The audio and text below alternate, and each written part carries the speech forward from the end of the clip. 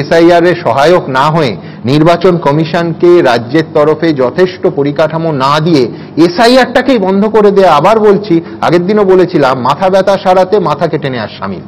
ওই সব ক্ষেত্রে রাজ্যের শাসক দল তো এই নীতি নিয়ে চলে না।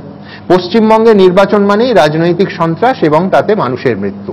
তার জন্য কোনোদিন তৃণমূল কংগ্রেস কি ভোট বন্ধের দাবি তুলেছে? ধরুন 2013 সালের পঞ্চায়েত ভোটে ভোট পর্বেই 17 জন মানুষ খুন হয়েছিলেন।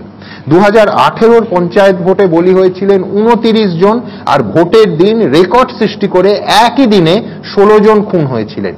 2019 লোকসভা ভোটে রাজনৈতিক হিংসায় মারা গেছিলেন 11 জন।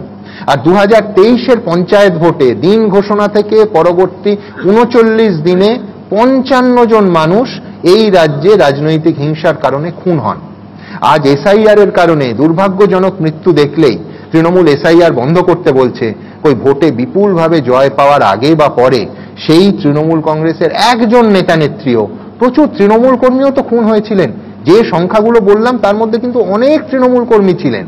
ওই ভোট বন্ধ করার কথা বলেননি তো, একবারও বলেননি তো যে এত মানুষের মৃত্যু হয়েছে, ভোট আর দরকার নেই, অথবা একটু শান্তি ফিরলে ভোট হোক।